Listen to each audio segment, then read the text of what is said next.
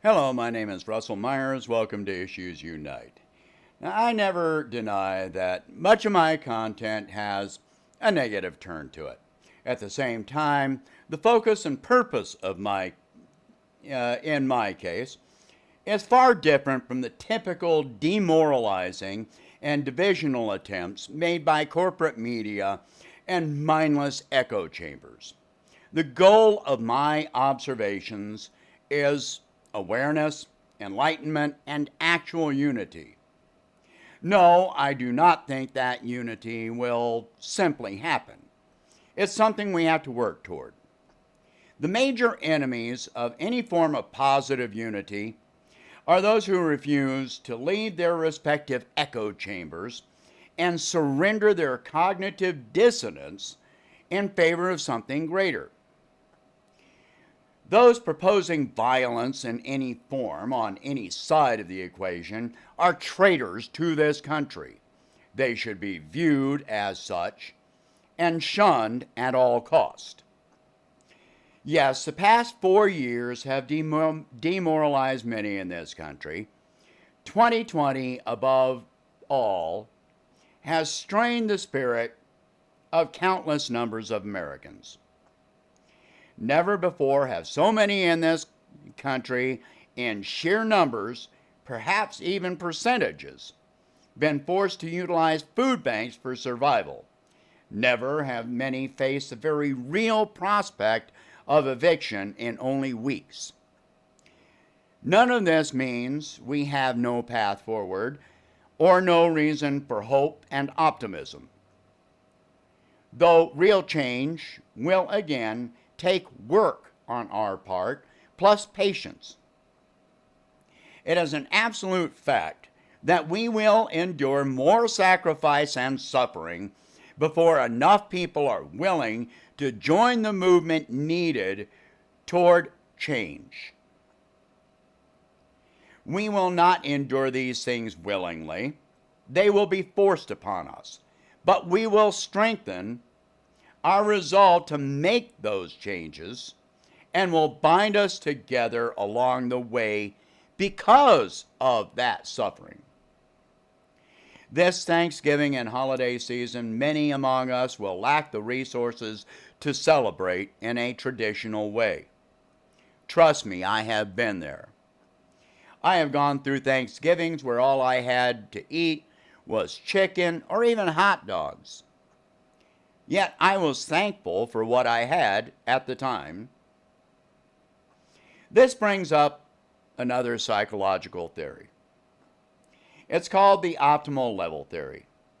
And it states that a person becomes accustomed to a certain level and type of stimulation.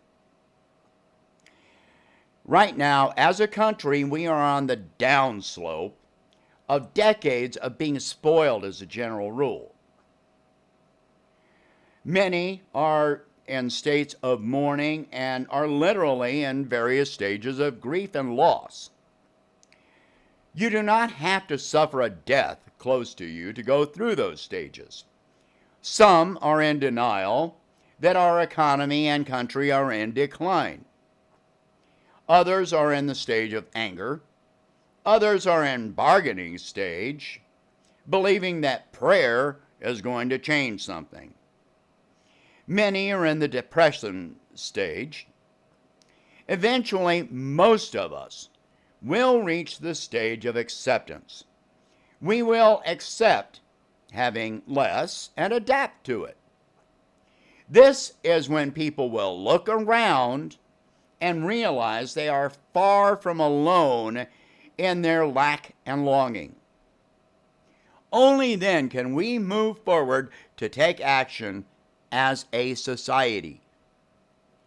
I made the prediction years ago that our capitalist system would have to collapse before we would have the popular support to make changes. This year has seen a major part of that collapse, but more is definitely to come. Yet we already see growing support for changes we need.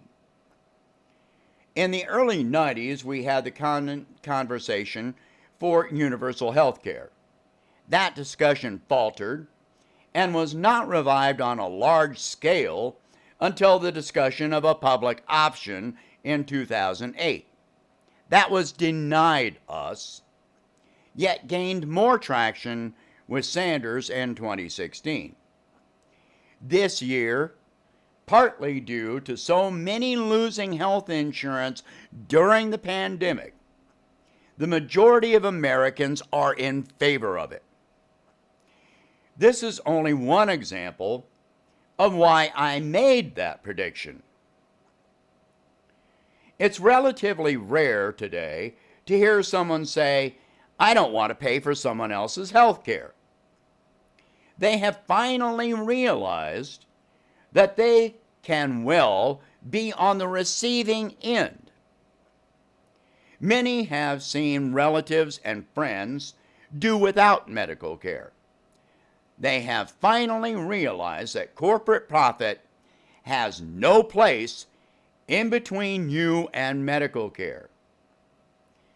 While many in this country are food insecure and are knowing hunger, some for the first time in their lives, we have things to be thankful for. While people may be suffering hunger, actual starvation is not common in this country. We may suffer, but we will survive. What brings hope is the fact that this hunger, denial, and suffering reaches across demographic lines. A racist or sexist may be in line for a food bank, look at the vehicle next to them, and see a woman, a person of another color, in line right next to them, and realize they are both in the same situation. Then they may have a Muslim serving them when they get to the front of the line and realize that humanitarianism knows no race, no gender, no sexual orientation, and no religion. Compassion is an individual choice. Now, we need to make that a societal norm.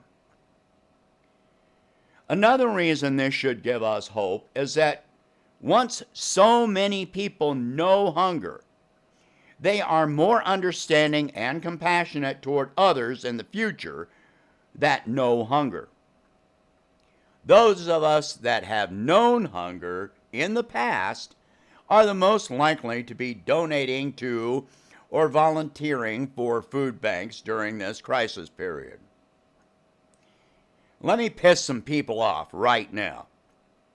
The ones who deserve the greatest kudos are the agnostics and atheists who give or volunteer, because they do not do so with expectation of some later reward.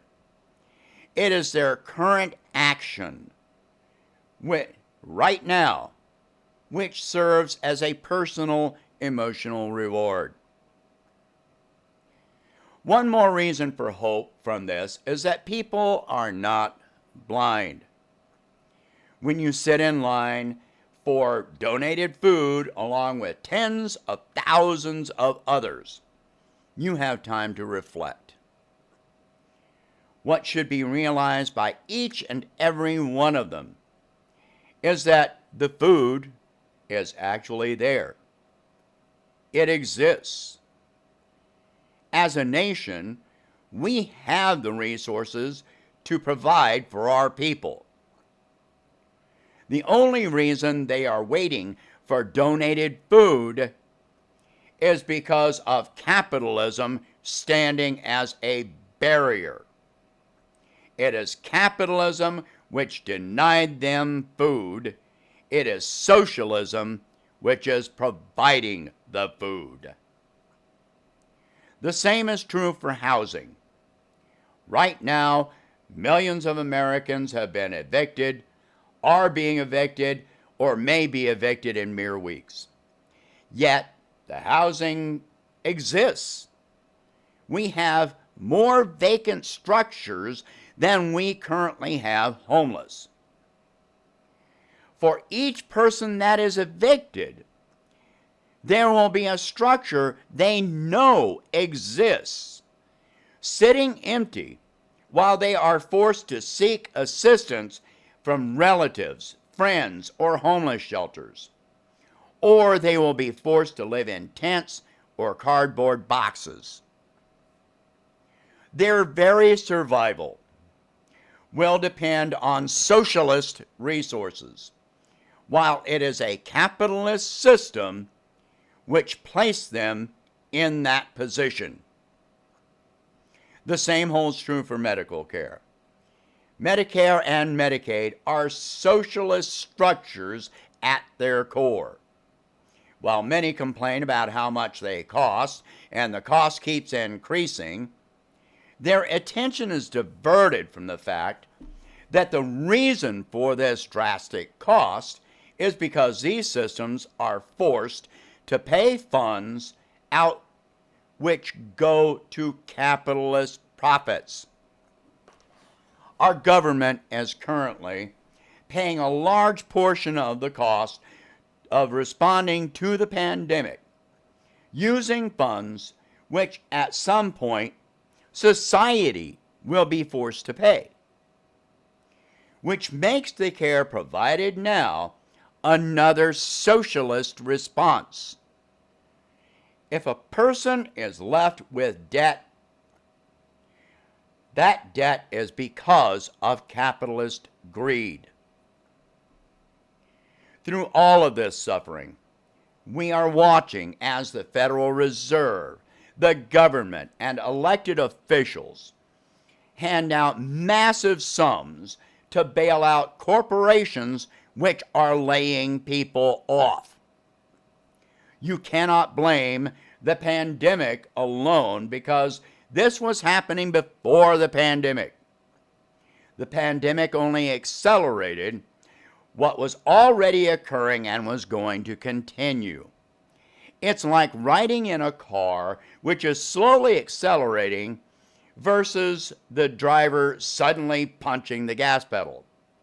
The same events are happening, the same dangers exist, but you become more aware when the change is sudden. Our greatest reasons for thanks relies on each other as a society. Our compassion, our support, and our generosity toward one another. This is what counts. Our greatest chance for hope relies on our own individual and collective awareness and enlightenment leading to unified action. Some people are trying to disparage those who are woke, just as in 2016 we heard negative statements about purity tests. I ask plainly, what is the opposite of being awake? Obviously, the ones objecting to being awake want to go back to sleep. What is the opposite of purity? And who objects to purity? Only those who endorse corruption. To be clear, I will challenge and confront anyone who claims falsely to be woke, yet supports corruption, ignorance, hatred, division, violence, and indoctrination. Bring it on. I have faced you my entire life and will never back down. True progressives of today are not the wimpy, fading, submissive bitches of years past. Recently, Caitlin Johnstone made a fantastic case for why progressives must seize the direction of change. She is absolutely correct in stating that if we do not seize the direction of change, then the authoritarian, fascistic far right will use that opportunity, and they will choose the direction of change. We have seen what form that takes through history and do not want to see it happen here now. The problem with the Obama hope and change trademark was that too many people placed their hopes in his hands and then closed their eyes. We cannot afford to do that again. To make the positive changes needed, we have to let go of the angst and anger of the past and move forward. Am I saying forget? No. Am I saying forgive? No. I am saying that we have to stop investing our emotional energy into the wrongs of Trump, Obama, King George Jr., Bill Clinton, and on and on. We cannot change the past. Use your energy wisely.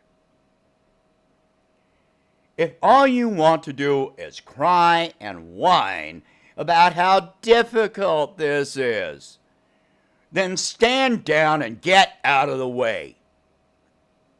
Radical change is coming, and you will be directly affected by it, whether you take part in implementing it or not. If all you want to do is be led around, surrender to the sadistic cults, which are our political parties, and they're called to get in line, you go on and get in line. Again, get out of the way and lay your head on the chopping block. I will not be joining you willingly. The progressive left has a growing momentum for change happening right now. We can do this peacefully through worker and consumer strikes, boycotts, protests, letter and email writing campaigns, turning off corporate media, sharing and supporting independent progressive media, openly calling out every single source, every single time they engage in lies, establishment propaganda, and efforts to indoctrinate the left. We have reason to hope. Let's not waste it. So, please, share this video. Talk about these subjects. Don't fall down in your own puddle of tears. We don't have time for that. All right? Please share this video if you can. Please donate $1 a month to help expand the channel. And I will catch you in the next one. Have a great Thanksgiving.